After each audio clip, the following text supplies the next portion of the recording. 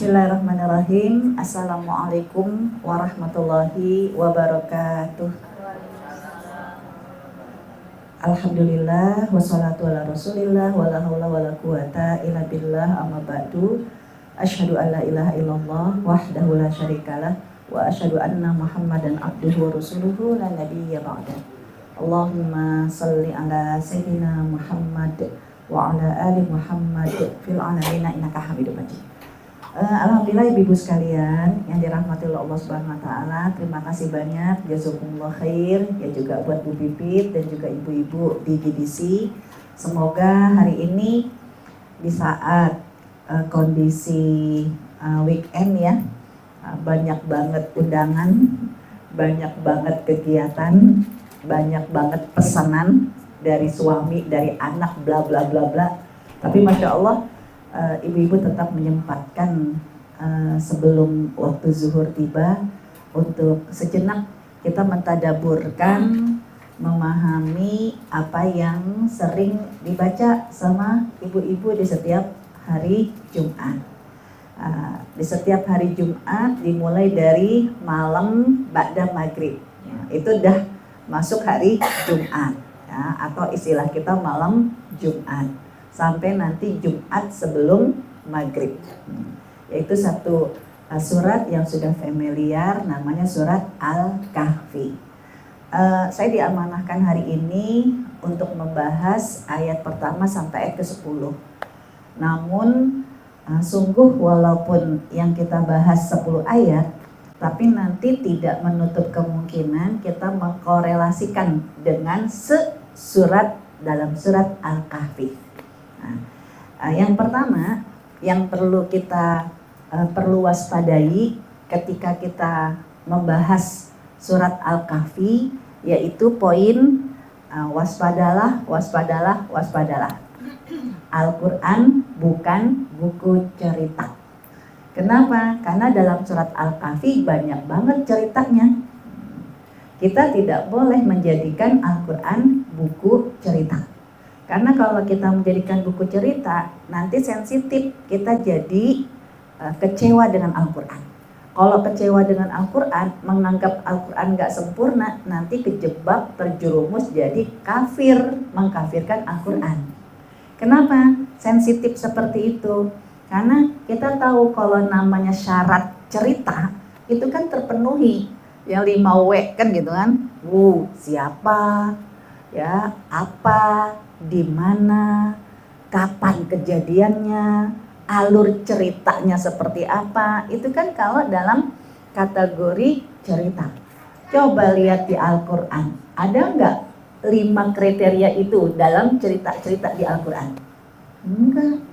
Seperti dalam surat Al-Kahfi, tahu-taunya ngomongin Ashabul Kahfi, siapa dia, di mana lokasinya, kapan kejadiannya.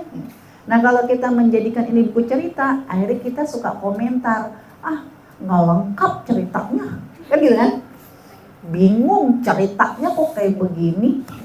Apalagi kalau dalam surat Al-Kahfi nanti cerita tentang Nabi Musa ketemu sama Nabi Khidir.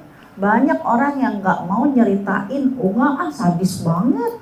Masa Nabi yang ngebolongin perahu, terus ngebunuh anak, terus yang ketiga ya kan minta-minta kan gitu kan, ibaratnya minta balas budi.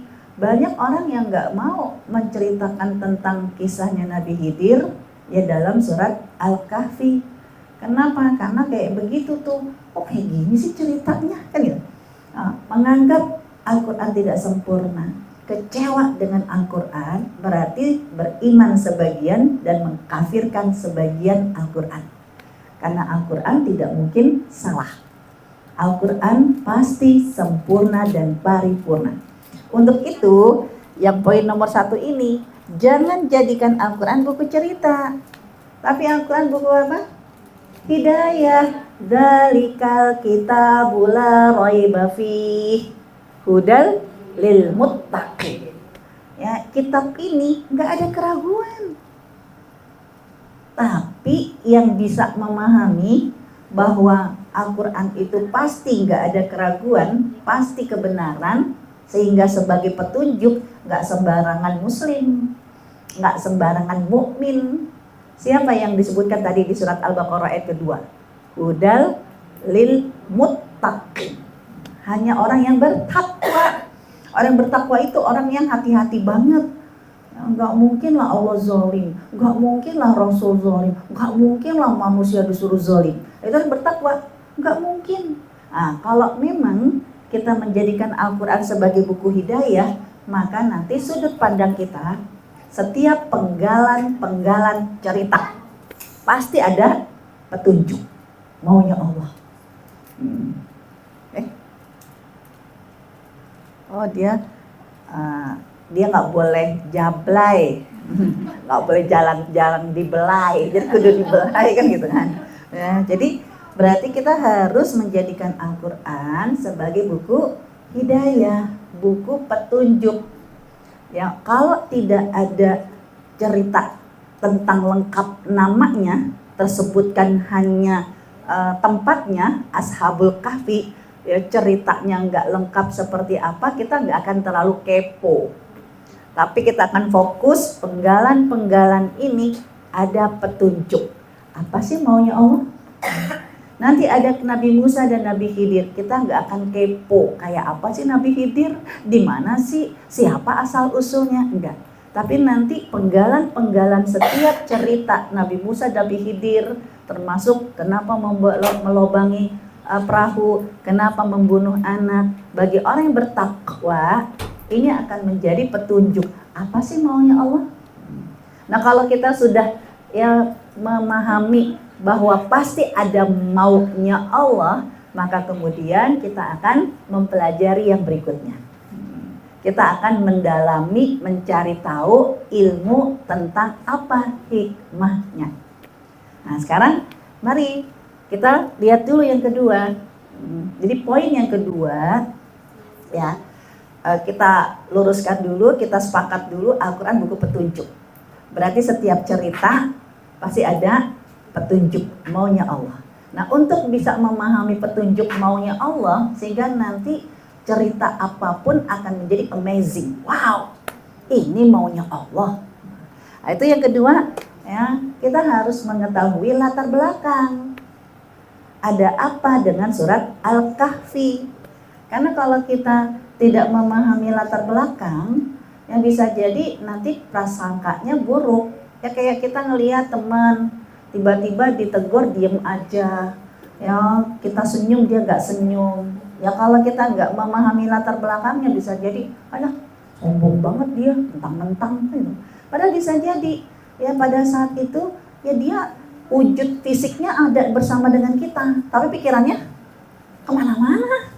Tinggal orang senyum juga ya udah nggak kelihatan. Kenapa? Karena dia sedang berkecamuk dengan pikirannya.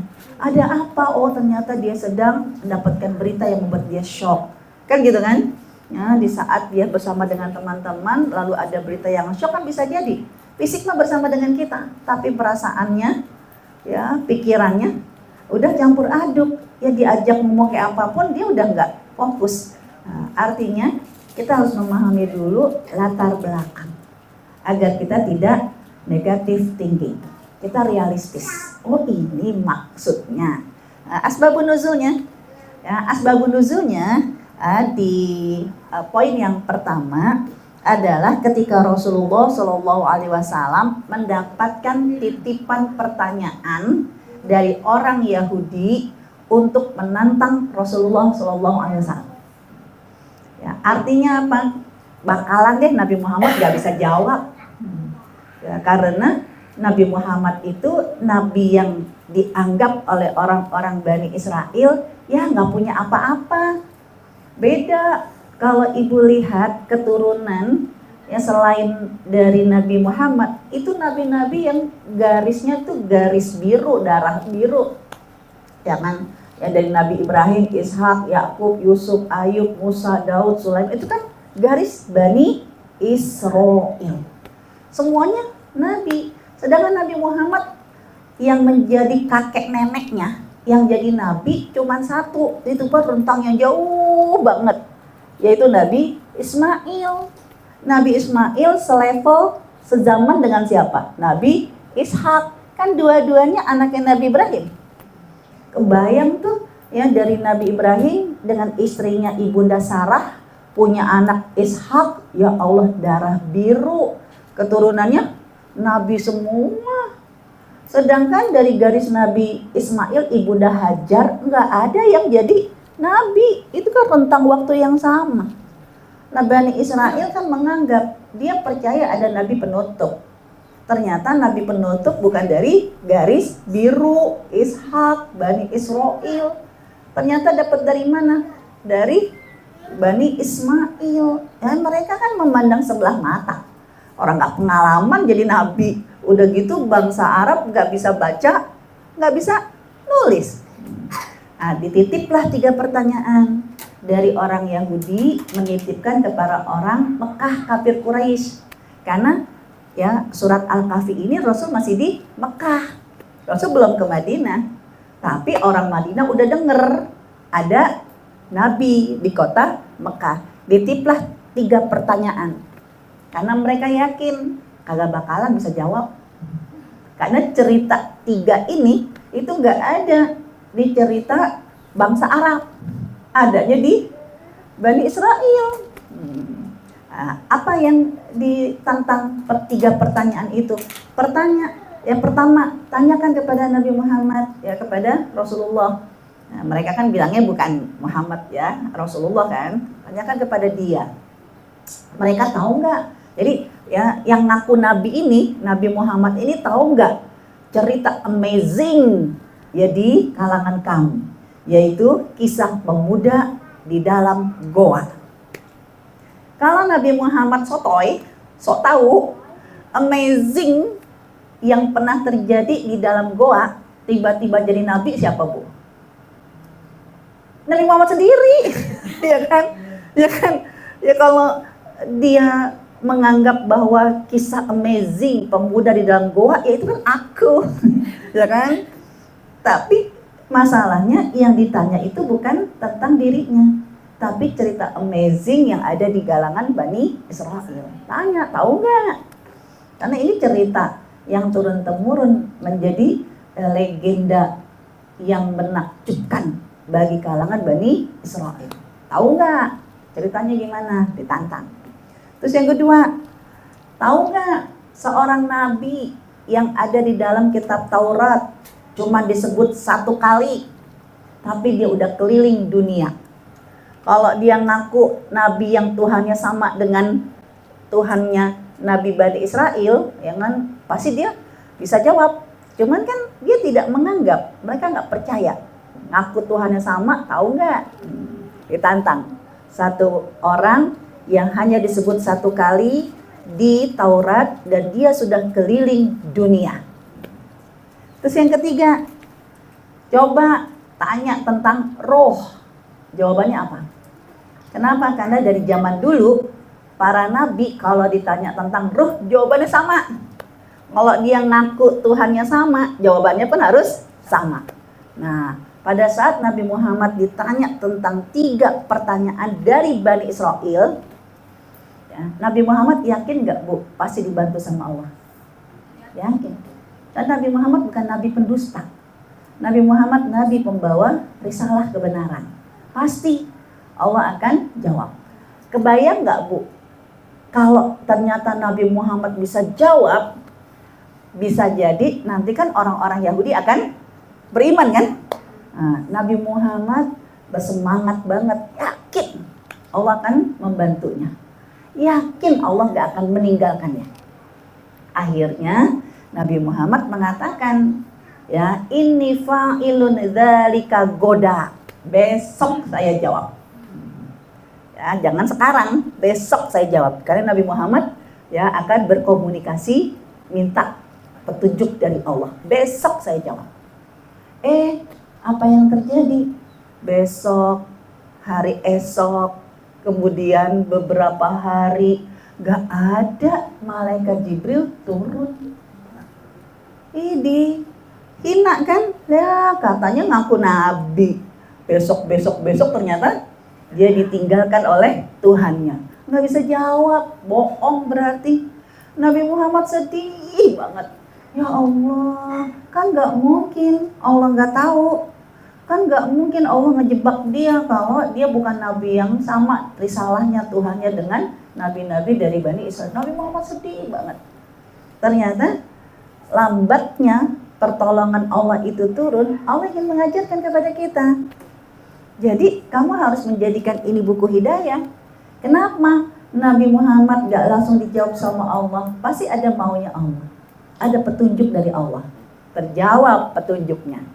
Yaitu beberapa hari kemudian malaikat Jibril menegur Nabi Muhammad. Yaitu di ayat yang ke-33. Wala takulanna. Jadi turunnya nggak langsung ya, langsung dari kaf ha ya ain sod. Nggak cuman itu aja gitu kan. Tapi dikasih tahu dulu ya, mohon maaf, alhamdulillahilladzi ya. Kaf ha ya ain sod itu ayat setelahnya Maryam. Ya itu diinformasikan oleh Allah kepada Nabi Muhammad. Nih kenapa Allah nggak turun memberikan jawaban kepada kamu? Bukannya karena Allah bingung, bukannya malaikat Jibril nungguin apaan ya Allah ya jawabannya. Enggak, Al-Quran itu udah ada. Sebelum Nabi Muhammad jadi Nabi, Al-Quran itu udah siap, tersimpan. Karena Al-Quran diturunkan di bulan Ramadan, itu kan dengan 2 proses. Ya, pertama dalam surat Al-Qadar, inna anzalnahu fi lailatul qadar. Diturunkannya di malam Lailatul Qadar. Lailatul Qadar itu cuma 1 malam, ya, yaitu di malam ganjil. Nah, di malam ganjil, di malam Lailatul Qadar, Al-Quran itu udah turun dari Al-Fatihah sampai Anas, udah sempurna. Cuma dibawa sama malaikat Jibril, gak diberikan kepada Nabi Muhammad langsung, bisa stres. Tapi dari Al-Fatihah sampai Anas disimpannya di mana? Kalau ada dalam surat Al-Buruj, bal huwa Qur'anul Majid fi lauhil mahfuz. Di lauhil mahfuz.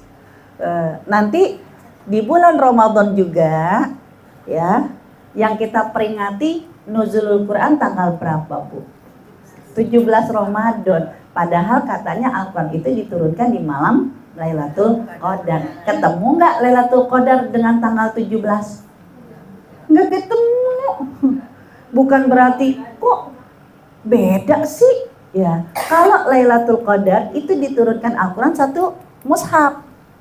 Tapi 17 Ramadan adalah pertama kali malaikat Jibril cuman copy paste, cuman kopas. Ya, cuman kopas aja ya. Ya, tanggal 17 Ramadan itulah surat yang pertama yang diturunkan, yaitu surat Al-Alaq. Iqra 1 sampai 5. Tepat, jadi malaikat Jibril itu cuman copy paste. Ya kan? Dan itu diturunkannya bertahap, tergantung kebutuhan. Begitu Nabi Muhammad ditanya tentang 3 kisah ini, malaikat Jibril nggak perlu nanya sama Allah, karena Allah tidak pernah reaksioner. Allah nggak bakalan pusing ketika ditanya sama manusia, karena udah ada, tinggal copy paste, ya kan? Kopas aja. Tapi kenapa malaikat Jibril kok lama banget kopasnya? Padahal udah ada, kok disengajain banget sih, gitu kan? Ternyata ada petunjuk, yaitu di ayat yang ke-33. 33 apa 23? Oh mohon maaf, salah lihat saya, 23. Masya Allah. Di ayat ke-23, yaitu Allah menegur dulu Nabi Muhammad. Nih, wala takulanna. Jangan dong sekali-kali kamu mengatakan inni fa'ilun dzalika goda. Besok saya akan kerjakan. Berarti gak boleh janji itu ngomongnya kayak begini. Besok saya kerjakan. Allah gak suka. Orang yang ngomong janji dengan mengatakan besok akan saya kerjakan, besok akan saya jawab, sombong. Kenapa sombong? Emang tahu besok kamu tuh umurnya gimana? Emang kamu bisa menguasai hari esok? Makanya di ayat yang ke-24-nya, ilah, kecuali kalau mau janji ngomong apa? Insya Allah, jika Allah berkehendak. Nabi Muhammad padahal ketika berjanji emang Rasulullah akan ingkar? Enggak, Rasul nggak pernah ingkar janji. Rasul akan menepatinya. Tapi Allah nggak suka kalau kamu, ya besok mama beliin, besok mama anterin. Nggak boleh, karena kita nggak tahu apa yang terjadi. Kecuali bilang insya Allah, jika Allah berkehendak. Namun jangan kita obral insya Allah untuk janji yang tidak ingin kita tepati. Kan insya Allah, lupa. Kan insya Allah, kan kalau insya Allah boleh dilanggar, ya 50-50. Ini berarti menodai, ya lafaz Allah, menodai yang kemuliaan Allah. Karena Allah nggak mungkin ingkar janji. Jadi kalau memang niat nggak mau datang, ya jangan bilang ya insya Allah ya, itu udah janji. Jangan bilang kan insya Allah, ya. Tapi kalau memang masih mikir-mikir, ya atau niat tidak mau datang, jangan bilang insya Allah. Bilangnya apa, Bu? Belum bisa janji, kan gitu kan? Ya, jadi ternyata ya tidak dapat pertolongan Allah bukan karena Allah nggak mau nolong, tapi ada kesalahan kita yang menghalangi pertolongan Allah itu diturunkan. Nabi Muhammad menyadari, maka kemudian jadi adab, ya jadi akhlak. Kalau janji untuk umat Nabi Muhammad nggak boleh bilang janji, apalagi pakai sumpah, swear, nggak boleh itu. Mama bener gua, mama tukang bohong, astagfirullahaladzim, mama janji. Bener nggak? Insya Allah nggak boleh lagi insya Allah, sumpah mama janji.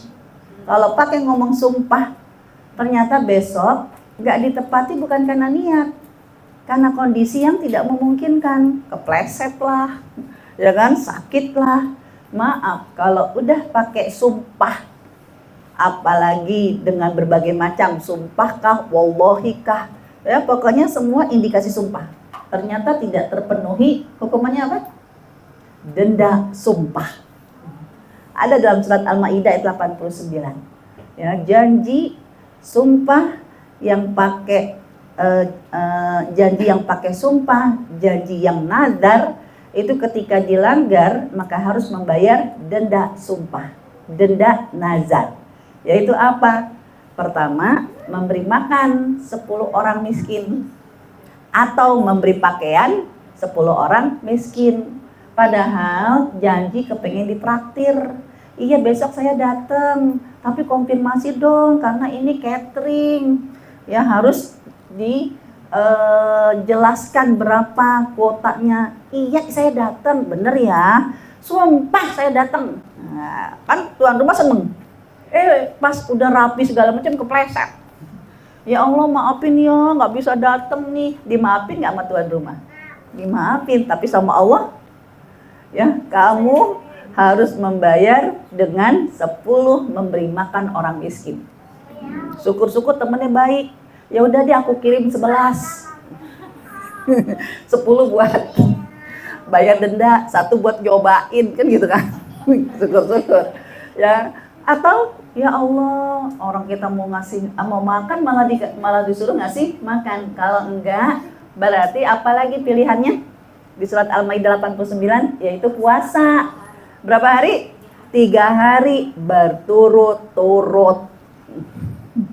Ya Allah, hari pertama, hari kedua, hari ketiga asam lambungnya naik. Nggak jadi puasa hari ketiga. Teng-tong, harus ulang dari awal. Jadi ya sebelum Allah menceritakan, menjawab pertanyaan itu, Allah ingin menegaskan tentang akhlak yang mulia. Tidak sekedar janji. Ya, ada adabnya. Baru deh kemudian Allah kasih jawabannya dari surat Al-Kahfi ayat yang pertama sampai ayat terakhir. Di sana ada tentang Ashabul Kahfi, di sana ada tentang Zulkarnain, bahkan ditambah dengan cerita-cerita yang lain. Akhirnya apa? Nanyanya cuma 3, jawaban ceritanya luar biasa. Banyak banget, bahkan apa? Gak cuman soal janji, tapi ceritanya Nabi Muhammad ini di poin mukjizat, semakin menunjukkan gara-gara kamu cerita tentang Zulkarnain, ternyata nanti Zulkarnain ini kenapa ya dikaitkan juga dengan akhir zaman. Ya, jadi mereka pikir cuma cerita tentang Zulkarnain, tapi ternyata nanti dari cerita Zulkarnain ada Ya'jud, Ma'jud, itu dilengkapi oleh Allah Subhanahu wa taala sampai nanti keistimewaan umat Nabi Muhammad bagaimanakah menghadapi Ya'jud dan Ma'jud. Sebelumnya nanti ada Dajjal, yang surat Al-Kahfi yang diturunkan gara-gara kamu bertanya orang-orang Yahudi, justru nanti surat Al-Kahfi akan menjadi senjata untuk orang beriman. Kira-kira psikologisnya orang Yahudi ketika ternyata dikasih jawabannya surat Al-Kahfi dengan banyak mukjizat, bagaimana perasaan mereka? Ya kan? Makin kesel. Kalau yang nggak beriman makin kesel, ya salah. Ya kan? Ditanya kirain nggak bisa, malah jatuh terhina. Ternyata malah wow. Ya, semakin benci mereka dengan umat Nabi Muhammad. Ternyata dengan surat Al-Kahfi umat Nabi Muhammad sampai akhir zaman ini akan menjadi senjata untuk menghadapi apa yang ditemukan oleh Zulkarnain. Kan gitu. Ini luar biasa. Ya. Karena nanti akan menceritakan tentang tragedi akhir zaman. Dah, ya, berarti seperti halnya Nabi Muhammad ketika membaca surat Al-Kahfi, diturunkan surat Al-Kahfi itu happy banget. Orang-orang beriman makin Masya Allah, luar biasa. Ya, hal yang sama yang juga harus kita hadapi. Jadi bukan nanti, aduh, ada kisahnya Nabi Musa sama Nabi Khidir, enggak ada. Jangan deh, tadabbur surat Al-Kahfi. Banyak ketika ada beberapa taklim, saja pas cerita tentang Nabi Musa sama Al-Kahfi gak usah diceritain deh. Kita belum siap nerima. Kenapa kok Nabi membunuh? Kan gitu kan? Padahal nanti akan ada pendidikan. Ada apa? Ketika memang kita memahami latar belakang. Nah, sekarang kita lihat fadilah, keutamaan. Gara-gara ditanya oleh orang Yahudi, akhirnya surat Al-Kahfi benar-benar menunjukkan kelasnya Nabi Muhammad. Bahkan keistimewaan umatnya Nabi Muhammad. Ya, yaitu ya pertama dalam hadis riwayat Al-Baihaqi, ya, Rasulullah SAW bersabda, barang siapa yang membaca surat Al-Kahfi pada hari Jumat, maka Allah akan menyinarinya dengan cahaya di antara 2 Jumat. Jadi dari Jumat ke Jumat, kling kling kling kling kling kling kling, bercahaya. Ya Allah, kenapa jadi akhirnya gak cuma nabinya, siapapun yang gara-gara pertanyaan kita, lalu dia baca surat Al-Kahfi, kenapa akhirnya semuanya jadi bercahaya sepanjang Jumat ke Jumat. Tidak ada hari yang tidak bersinar bercahaya bagi mereka yang membaca surat Al-Kahfi. Ini fadilah yang pertama. Fadilah yang kedua, Rasulullah SAW bersabda, ya, barang siapa yang membaca surat Al-Kahfi sebagaimana ia diturunkannya. Jadi gak cuman baca surat Al-Kahfi, tapi kebahagiaannya, menemukan amazingnya, ya, maka surat ini akan menjadi cahaya baginya pada hari kiamat, dari tempat tinggalnya hingga twing, cahaya itu nyampe di Mekah. Kalau orang Mekah, ya bercahayanya di Mekah. Nah kita cuman deket Serabi Mekah, ya kan? Ya, Aceh yang penting kan pokoknya orang Indonesia kan dari Sabang sampai Merauke. Artinya apa? Yang semakin jauh dari Mekah dan kita ada di bawah di Pulau Jawa ketika kita membaca surat Al-Kahfi sebagaimana ia diturunkan. Maka cahaya itu nanti di hari kiamat gak cuman mencahayai kita, tapi dari kita, dari rumah kita sampai twing, ribuan mil cahaya terpancar dari umat Nabi Muhammad di seluruh dunia. Berpusat di situ. Jadi yang dari utara Mekah, timur Mekah, selatan Mekah, barat Mekah, ketika hari Jumat itu seperti semuanya ya memancarkan cahaya. Gimana nggak makin sebel itu orang Yahudi ya. Siapa yang membaca 10 ayat terakhir dari surat Al-Kahfi, lalu nanti Dajjal keluar, maka Dajjal tidak akan membahayakannya. Lah kan kita nggak nanya-nanyain Dajjal, nanya Zulkarnain. Kenapa? Karena nanti dari Zulkarnain, ya kamu aja nggak tahu lengkap cerita tentang Zulkarnain, ternyata dilengkapi sama Allah dengan turunnya surat Al-Kahfi. Sampai hari ini belum ada yang pantas menyebutkan dirinya udah keliling dunia kalau belum ketemu TKP yang ditemukan oleh Zulkarnain. Allah sudah sebutkan nih ya, TKP yang nanti ditemukan oleh Zulkarnain itu ada di ayat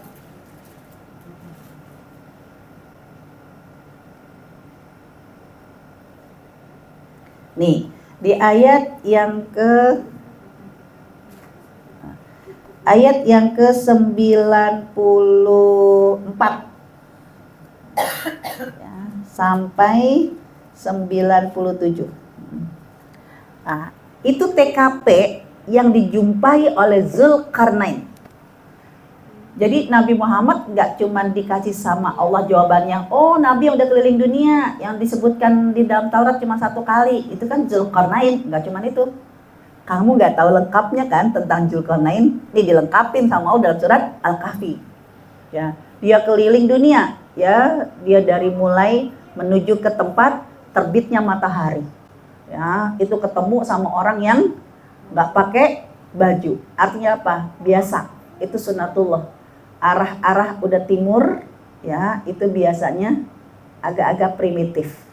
Itu udah dari dulu diinformasikan seperti itu. Lalu dia nanti sampai ke tempat terbenamnya matahari. Itu dengan jalur yang berbeda. Ya, ketemu orang berperadaban. Nah, yang ayat yang ke-94 ini ya ketemu 93 ya. Ketemunya di mana? Hatta idza balagos saddaini. Dia bertemu dengan apa, Bu? Dari mulai 93 ketemu dengan 2 gunung. Ibu sering kan lihat gunung? Nah, gunung yang ditemui oleh Zulkarnain, gunung yang tidak sembarangan gunung. Belum ada yang tahu nih di mana TKP-nya. Ya, 2 gunung sama tinggi. Tapi di antara 2 gunung ini nanti tinggal 1 kaum.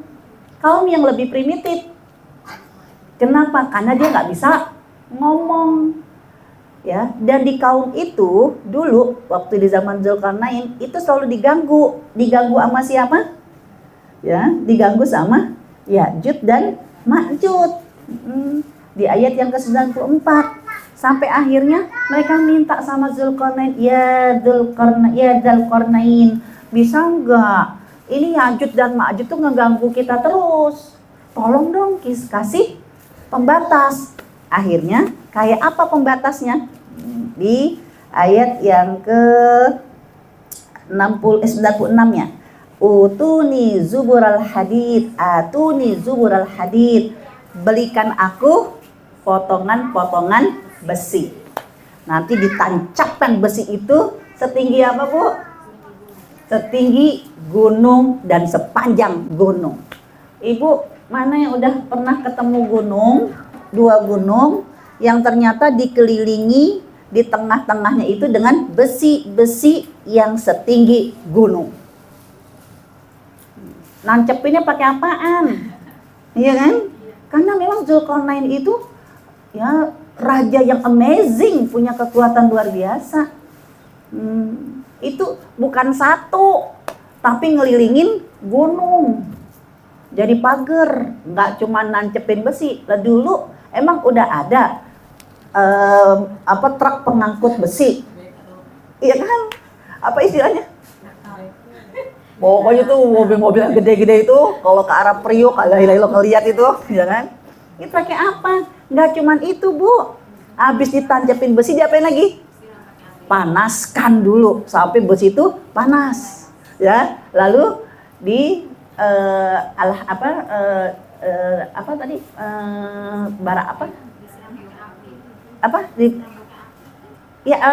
disiramnya pakai apa? Tembaga, ya kan? Dari tembaga itu jadi ada tembaga yang dipanasin, lalu tembaga itu disiramin di atas ya besi-besi itu. Coba cium tangan siapa yang udah pernah ketemu ini. Jadi jangan ngaku aku mah udah ke 7 benua. Kalau belum ketemu ini. Dan ya sampai nanti ya di hari kiamat besi-besi ini akan kokoh. Kenapa? Karena memenjara Ya'juj dan Ma'juj. Tapi kapankah nanti Ya'juj dan Ma'juj keluar? Ketika mulai datang Dajjal. Kan gitu kan? Dajjal datang, ya, maka kemudian besi ini akan hancur. Kan di ayatnya begitu. Ya di qala hadza rahmatun min rabbi, ayat ke-98. Ini adalah kasih sayang dari Tuhanmu. Tapi suatu saat kalau sudah datang hari kiamat, maka besi ini akan dakah, akan hancur. Jadi Dajjal dulu, terus akhirnya besinya hancur, baru Ya'juj Ma'juj kan gitu kan keluar. Dan untuk umat Nabi Muhammad gak usah takut. Kenapa? Surat Al-Kahfi itu akan memberikan perlindungan kepada mereka. Untuk Dajjal, kenapa? Dajjal itu udah jadi pimpinan. Ya, pimpinan aja dilindungi dengan surat Al-Kahfi. Berarti Ya'juj dan Ma'juj cuma recehan. Kan gitu kan? Gimana orang-orang Yahudi pada saat itu kebayang saya, aduh, salah nanya. Aduh, ya gara-gara nanya malah menunjukkan Nabi Muhammad benar-benar Nabi. Ya, bahkan umat Nabi Muhammad pun yang mau 10 ayat di awal, ini 10 ayat terakhir atau satu surat, semuanya mah ada keistimewaan. Terus siapa lagi? Ini, siapapun di antara kalian yang melihat Dajjal hendaknya membaca surat permulaan surat Al-Kahfi. Jadi mau di akhir mau di awal, kenapa Allah nggak mempersulit umat Nabi Muhammad? Karena umat Nabi Muhammad nggak cuma orang Arab, ya kan? Kalau orang Arab dari bayi udah bisa ngomong Arab. Nah kita buka aja boro-boro Arab, ya kan? Ya, tapi ternyata untuk umat Nabi Muhammad mau di awal, mau di akhir, mau satu surat, itu masuk atuh semuanya adalah mutiara. Ya kan? Membaca awal surat Al-Kahfi ya itu akan melindungi kita dari Dajjal dan anak keturunan kita. Ia muncul di antara Syam dan Irak, membuat kerusakan di kanan dan di kiri. Ya, wahai hamba Allah, teguhkanlah kalian. Ya, lalu para sahabat bertanya, emang berapa lama sih Dajjal itu? Jadi kalau nggak ditanya, ya Allah Subhanahu Wa Taala tidak menurunkan surat Al-Kahfi dan Allah tidak memberikan wahyu berupa hadis. Tapi gara-gara ditanya, akhirnya terungkap semuanya. Berapa lama sih memang Dajjal itu tinggal di bumi? Nggak lama, cuma 40 hari.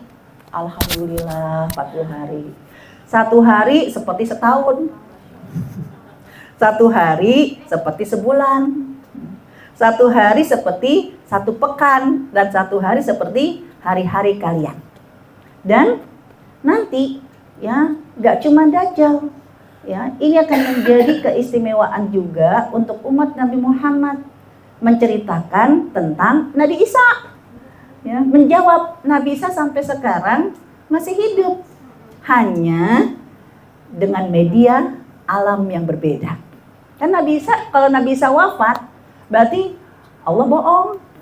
Kan gitu kan? Karena dalam surat An-Nisa Allah menyebutkan Nabi Isa itu warafa'a, dinaikkan. Nanti gara-gara kamu tanya, ada jawabannya kapan Nabi Isa turun. Nah, saat Dajjal udah 40 hari kemana, ya kan? Menunggu 40 hari itu, akhirnya Nabi Isa putra Maryam turun dari sebelah timur Damaskus. Semuanya di Syam, di Palestina. Jadi garis titik di Palestina. Ya, dia akan turun dari Menara Putih dengan mengenakan dua baju berwantek za'faron, putih, za'faron. Kemudian meletakkan kedua tangannya di atas sayap dua malaikat. Jadi Nabi Isa bukan terbang, tapi Nabi Isa dibawa terbang. Sama siapa? Sama malaikat, karena malaikat yang punya sayap. Jadi Nabi Isa ya dibawa sama malaikat. Ya, untuk turun, bila ia menundukkan kepala, air akan menetes. Dan bila ia mengangkat kepala, keringat akan bercucuran seperti mutiara. Kenapa nanti air itu netes? Karena bumi udah hancur, udah kering, porak-poranda. Maka keringatnya Nabi Isa, airnya Nabi Isa itu akan membasahi bumi. Kemudian, ya, tidaklah orang kafir mencium bau dirinya kecuali mati. Jadi mereka yang percaya kepada Nabi Isa sebagai Tuhan, dia akan mati. Kenapa orang Yahudi nggak mati? Karena orang Yahudi nggak percaya sama Nabi Isa. Orang Yahudi nggak suka dengan Nabi Isa.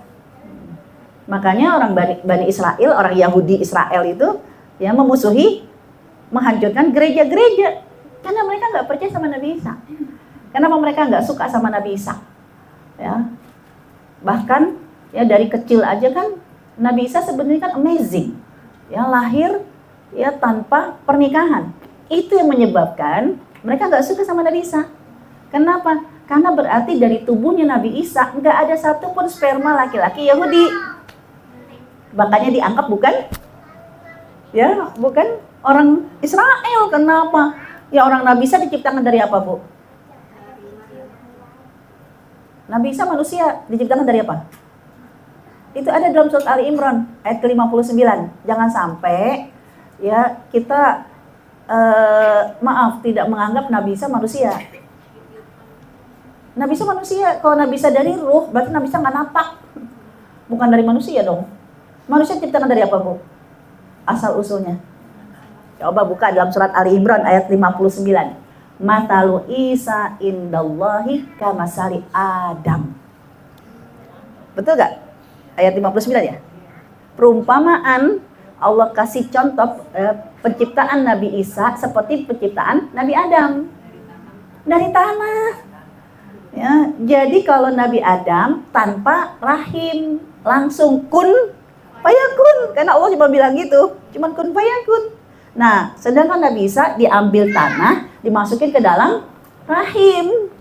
Juga gampang kun fayakun. Makanya nggak 9 bulan kehamilannya Maryam. Enggak, kalau 9 bulan itu karena dari sperma. Zigot dulu, ya kan? Terus embrio, ya kan? Itu kalau sperma. Tapi kalau tanah, ya kun fayakun. Ya, nanti Nabi Isa itu ya tidak diakui sama orang-orang Yahudi. Kenapa? Karena tidak ada sedikit pun unsur sperma laki-laki Yahudi pada saat itu. Makanya nggak mau diakuin. Dia nggak mau ngakuin Nabi Isa. Mereka tidak mau mengakui Injil. Dan mereka hanya pegang Musa dan Tauratnya. Nah, orang Yahudi ketika Nabi Isa turun nggak akan mati. Sedangkan yang percaya Nabi Isa sebagai Tuhan, ya ketika mencium bau dirinya kecuali mati. Dan nafasnya Nabi Isa, baunya, aromanya, ya wanginya Nabi Isa itu sepanjang mata memandang. Dia akan turun. Nabi Isa mencari Dajjal hingga menemuinya di pintu Lud. Lalu Nabi Isa membunuhnya. Setelah itu Nabi Isa akan mendatangi satu kaum yang dijaga oleh Allah dari Dajjal. Ia mengusap wajah mereka dan menceritakan tingkat-tingkat mereka. Ini hadits riwayat Muslim. Jadi tambah lagi, aduh salah lagi, gitu kan. Maka nggak heran nanti dari cerita ini orang-orang Yaman ya yang mereka Habasyah, yang mereka adalah orang-orang Kristiani, banyak yang akhirnya masuk Islam dan gitu. Nah, sekarang yang berikutnya. Karena fokus pembahasan kita adalah 1 sampai 10, walaupun ternyata asbabun nuzulnya itu menunjukkan banyak kisah-kisah, wow, itu amazing banget. Karena banyak banget di antara kita yang alhamdulillah hatam surat Al-Kahfi. Hatam bacanya. Tapi banyak juga di antara kita yang gak hatam terjemahannya. Ya kan? Padahal ya ini akan menjadi amazing, luar biasa.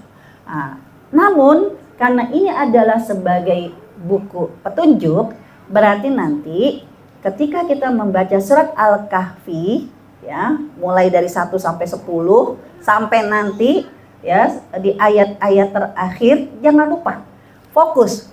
Surat Al-Kahfi adalah surat Makkiyah. Diturunkan di mana, Bu? Di Mekah. Kalau diturunkan di Mekah, berarti petunjuk yang Allah minta setelah kamu baca cerita ini, baca ayat ini, berarti iman kamu harus makin mantap. Bukan malah enggak yakin, enggak. Yang kedua, Om Do, jangan ngomong doang. Saya mau makin mantep, alhamdulillah saya mah Al-Kahfi nggak lepas. Yakin saya, akhlaknya harus mulia. Karena kesolehan orang bukan dilihat dari baca surat Al-Kahfi. Banyak orang lagi baca surat Al-Kahfi alim semua. Tapi lihatlah setelah Shadaqallahul Azim, alhamdulillah ini kahfiku, mana kahfimu? Ya kan? Makanya jangan suka lalai, mulai menghina orang lain.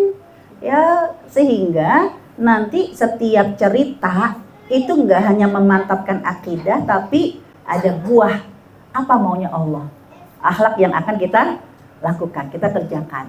Nah, pertama ya, iman. Surat Al-Kahfi ayat yang pertama, Allah menyuruh kita makin mantap dengan Al-Quran. Al-Quran sempurna dan paripurna. Al-Quran itu buku petunjuk. Kalau kita masih belum dapat petunjuk dari Al-Quran, bisa jadi kita kurang iman. Kenapa kurang iman? Karena kita kurang baca. Karena kita kurang baca, maka kurang paham. Begitu kurang paham ya kurang iman. Kan gitu kan? Tapi parah lagi. Ya, udah baca tapi salah baca. Kalau salah baca, salah paham. Salah paham, akhirnya salah iman. Contoh. Saya kalau ibu di rumah ada yang punya tafsir Ibnu Katsir? Biasanya yang cukup familiar itu tafsir Ibnu Katsir. Ya, kita harus memahami tafsir Ibnu Katsir ini punya karakteristik dan keistimewaan. Jangan kita salah memahaminya. Kenapa? Karena pernah ada seseorang yang ngomong sama saya, Ustazah, hati-hati dengan tafsir Ibnu Katsir. Kenapa? Tafsir Ibnu Katsir itu banyak banget cerita palsunya. Banyak banget cerita dongeng Israelnya. Loh, terus kenapa? Itu bagus.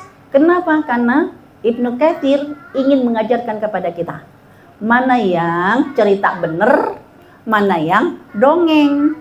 Makanya kamu harus paham kode etiknya. Kalau Ibnu Katsir bilang qala Allah, berarti firman Allah. Qala Rasul berarti sabda Rasul. Tapi kalau bilang qala ahlul kitab ya, atau qila diceritakan, itu artinya kamu harus tahu banyak siluweran orang-orang cerita kayak begini. Sehingga kamu ya jangan sampai kejebak dengan cerita itu. Contoh ya, terus yang kedua ya, itu gara-gara akhirnya tidak memahami kode etik.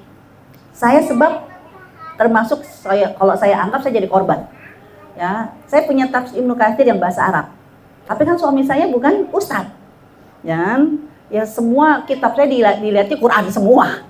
Ini kan tafsir. Akhirnya apa? Saya membelikan tafsir Ibnu Katsir yang versi lengkap, yang berapa jilid itu untuk suami saya. Tapi jauh sebelum dia baca, ya kan? Itulah kalau beli itu mendingan jangan online. Mendingan belinya langsung bisa lihat. Nah, saya belinya online. Ya, harganya lumayan. Begitu saya beli, ya saya langsung buka tentang Zulkarnain. Ini dia tidak menerjemahkannya tidak sesuai dengan kode etik. Ya, cuman jadi tafsir Ibnu Katsir terjemahan. Harusnya kalau terjemahan harus jujur dong secara ilmiah. Ya kan? Dan harus paham kode etik dalam ilmu tafsir. Ternyata diterjemahinnya Zulkarnain adalah raja Yaman, Zulkarnain adalah raja yang memiliki 2 tanduk. Cuma itu doang. Ya wajar kata suami saya, Zulkarnain punya tanduk. Ya kan? Dia katanya raja Yaman. La ilaha illallah. Yang kata siapa? Itu buku tafsir yang kamu beli. Mana. Dia bilang, astagfirullahaladzim, ternyata apa? Tidak sesuai dengan standar kode etik. Padahal di dalam Ibnu Katsir aslinya qila, katanya. Jadi biar kita ya nggak salah paham. Oh, yang punya tanduk Zulkarnain itu bukan kata Allah, bukan kata Rasul, itu ceritanya ya para pendongeng biar orang itu merasa wow Zulkarnain kan gitu kan. Ya anak-anak jadi tuh Dajjal tuh Zulkarnain aja ketemu kan gitu kan. Ya itu jadi hati-hati. Nah, artinya Allah menyuruh kita pesan ketika kita membaca surat Al-Kahfi dari ayat 1 sampai yang ke-10. Pertama, kamu harus percaya bahwa Al-Quran ini tidak ada sedikit pun iwaja yang bengkok-bengkok. Pasti semuanya lempeng, berdiri tegak lurus dengan kebenaran, kebaikan, kesejahteraan untuk manusia, rahmatan lil alamin. Terus pesan yang kedua apa? Di ayat yang keempat, ini ayat keempat ya, wa yunzirul ladzina takhadhu ya, saya lupa ayat yang keempat, ayat keberapa? Surat Al-Kahfinya, iya benar, ayat keempat. Wa yunzirul ladzina qalu takhadallahu walada. Di ayat yang keempat surat Al-Kahfi, Allah menyuruh kita harus paham bahwa walaupun ngomongin tentang Nabi Isa yang amazing, yang luar biasa, tapi jangan sampai waspadalah, jangan sampai kamu mengatakan Allah itu punya anak. Wow, Nabi Isa berarti Nabi Isa, itu dari awal Allah mengingatkan seperti itu. Bahkan nanti berkorelasi dengan surat Maryam.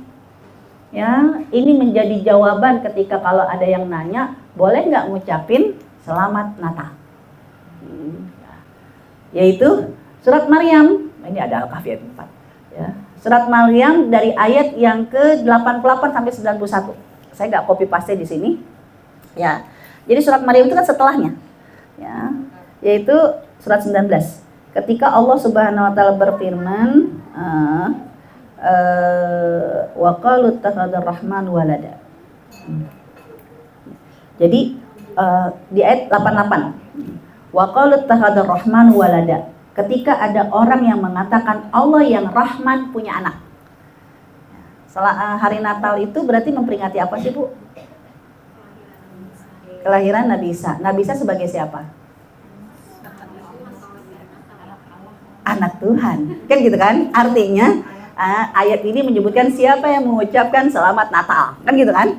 Nah, itu di ayat yang ke-88. 89-nya apa? Laqad ji'tum syai'an iddah. Itu benar-benar mendatangkan murkanya Allah, kemungkaran. Ya. Ayat yang ke-90-nya, saking Allah itu marahnya, takadus samawatu yatafattarna minhu. Nyaris karena saking marahnya Allah, hampir-hampir mau diapain langit? Dipecah. Diapain bumi? Dibelah. Diapain gunung? Diruntuhkan. Ayat yang berikutnya, gara-gara apa? Gara-gara ada yang ngomong Allah itu punya anak. Jadi saya kalau ditanya ya hukum ini, tapi gimana saja kalau saya tidak mengucapkan, maka berarti bukan kamu ya meringankan hukum ini. Kamu di kondisi yang sedang terpaksa. Itu kan beda hukumnya. Ya kalau terpaksa ya karena itu berkaitan dengan pekerjaan, taruhannya adalah nyawa, taruhannya itu kan berarti sesuatu yang ya beda. Kan gitu kan.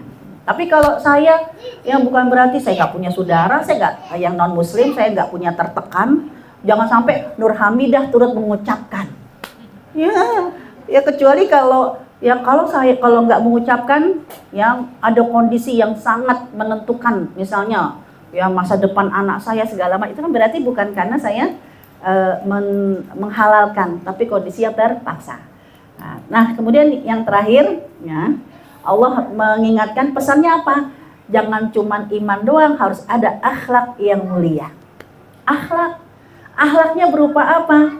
Allah cuma menyebutkan di ayat yang ke-7, yaitu ya kamu pahami bahwa dunia ini adalah perhiasan, karena dunia ini hanya ingin menguji kamu siapa yang terbaik amalnya. Ada sakit, ada sehat, ada miskin, ada kaya, ada lapang, ada sempit. Ya, yang Allah inginkan orang yang beriman ya akan menghadapi dengan siapa yang paling terbaik amalnya. Ya kan? Dan ditutup ya kisah tentang Ashabul Kahfi yang katanya ternyata petunjuknya yang Allah minta cuma satu, yaitu apa? Lihat di ayat yang ke-10. Nih, awal fityatu, kayak gini akhlaknya, kayak gini imannya. Ya, yaitu apa?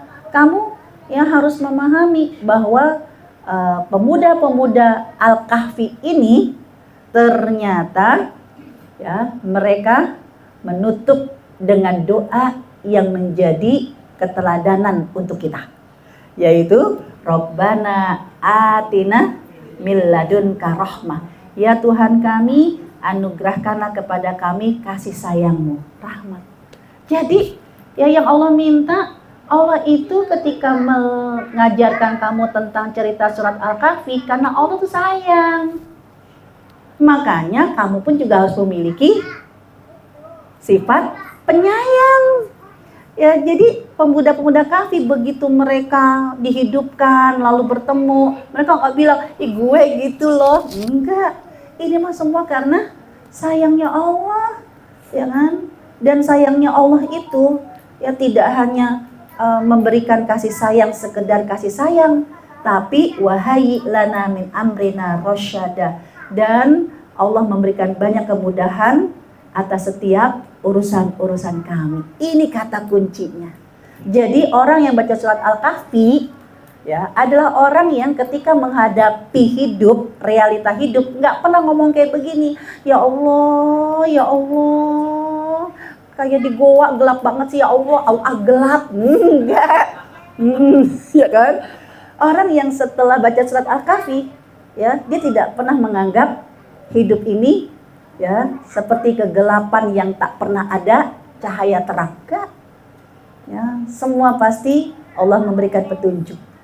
Setiap satu kesulitan pasti ada kemudahan.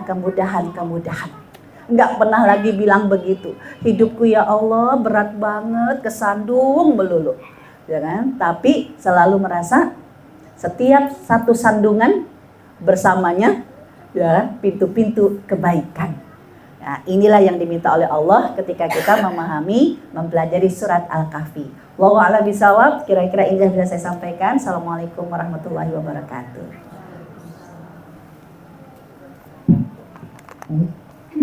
Ibu-ibu ada yang mau bertanya? Kami persilakan.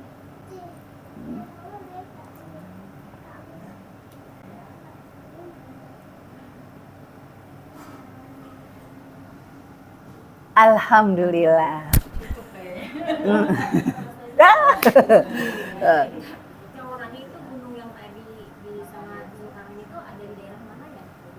Nah itu dia. Siapapun yang telah menemukan gunung itu tolong di-share. Kenapa? Karena sampai sekarang belum ada satupun yang menemukan. Artinya apa? Ya kan? Untuk mengetahui kamu merasa bahwa kamu udah keliling dunia, padahal ternyata kamu itu sangat kecil, belum kemana-mana. Kan begitu. Kalau udah tahu nanti saya share dah. Ya Sherlock.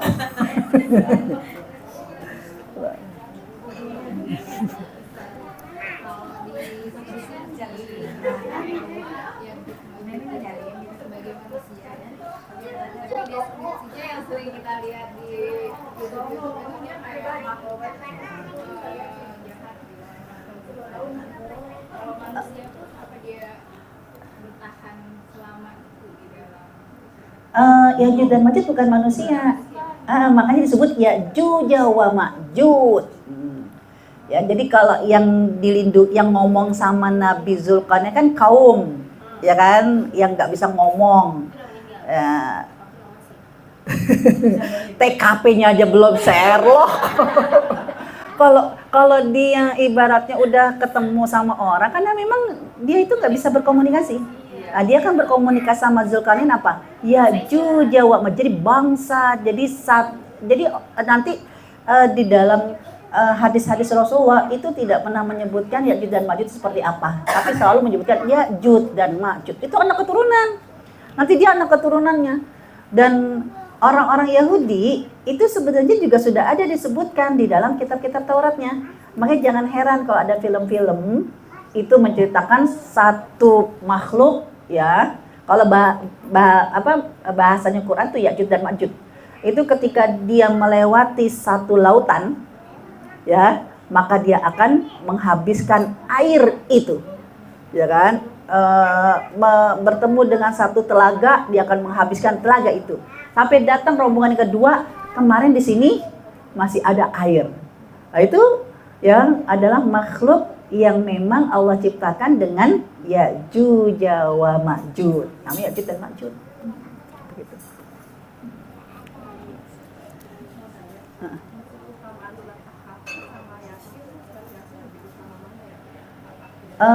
Surat Yasin itu memang ada ada hadis Rasulullah dibacanya di malam Jumat, kan gitu kan? Artinya yang namanya Islam itu sudah mengajarkan kepada kita bahwa satu hari itu dari mulai ba'da maghrib sampai sebelum maghrib 24 jam. Baca Al-Kahfi kagak nyampe 12 jam. Baca Yasin nggak nyampe 12 jam, kan gitu kan? Artinya dua-duanya sangat ringan. Kenapa? Karena dua-duanya memiliki fadilah yang tidak akan bertentangan, tapi saling menguatkan. Karena kalau fadilahnya surat Yasin kan diantaranya dia sebagai qalbul Quran, jantungnya Al-Quran. Artinya apa? Orang yang jantungnya sakit diajak jalan-jalan, ya kan? Ada juga yang begitu, berarti dia sakitnya karena kurang jalan-jalan. Tapi kalau yang memang lagi sakit jantung, diajak jalan, menikmati enggak? Enggak, artinya bisa jadi akan saling menguatkan. Kamu akan memahami surat Al-Kahfi ketika memang Yasin kamu baik-baik aja. Ya, karena Yasin dianggap jantungnya Al-Quran. Begitu. Cukup? Alhamdulillah. Masya Allah. Masya Allah, begitu banyak pelajaran dan hikmah yang dapat kita petik dari tausiah tadi. Semoga Allah menjadikan kita semua termasuk orang-orang yang mau mendengar dan mendengarkan kebaikan dan mengamalkannya dalam kehidupan sehari-hari. Amin, amin. Baik, tausiahnya sudah selesai. Terima kasih Ibu Ustazah untuk sharingnya. Dan kita tutup dengan doa penutup kita. Dipimpin boleh Ustazah untuk memimpin doa penutup. Gitu. Ya, jangan biarkan malaikat beranjak kecuali telah mengaminkan doa-doa kita. Ya, karena dalam majlis ilmu, majlis silaturahim, ini malaikat menyiapkan kehadiran yang tidak hanya memberikan rahmah, tapi mengaminkan doa-doa kita. Karena doa yang diaminkan malaikat ya tidak akan tertolak. Ya, kita beristighfar terlebih dahulu. Astagfirullahaladzim, astagfirullahaladzim, astagfirullahaladzim, wa natubu ilaihi. Al-Fatihah. A'udzubillahi minasyaitonirrajim. Bismillahirrahmanirrahim. Alhamdulillahirabbil alamin, arrahmanirrahim, maliki yaumiddin. Iyyaka na'budu wa iyyaka nasta'in. Ihdinas siratal mustaqim. Siratal ladzina an'amta 'alaihim ghairil maghdubi 'alaihim waladdallin. Amin. Ya Rabbana lakal hamdu kama yanbaghi li jalali wajhikal karim wa 'azimi sultanik. Radina billahi rabbah wa bil islam dinan wa bi Muhammadin nabiyina wa rasulah. Rabbana hab lana min azwajina wa dzurriyyatina qurrata a'yun waj'alna muttaqina imama. Allahumma inni a'udzubika minal hammi wal hazan wa a'udzubika minal ajzi wal kasal wa a'udzubika minal jubni wal bukhl wa a'udzubika min ghalabati ad-dayn wa qahri rijal. Rabbana atina fid dunya hasanah wa fil akhirati hasanah wa qina adzabannar wa sallallahu ala sayyidina Muhammad walhamdulillahi rabbil alamin. Lanjut dengan doa penutup hadis. Dan subhanaka Allahumma wa bihamdika asyhadu an la ilaha illa anta astaghfiruka wa atubu ilaik. Ya. Assalamualaikum warahmatullahi wabarakatuh.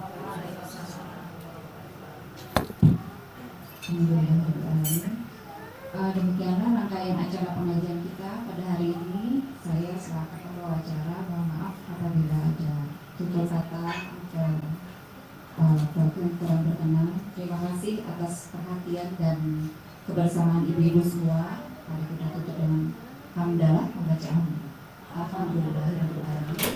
Wassalamualaikum warahmatullahi wabarakatuh. Waalaikumsalam.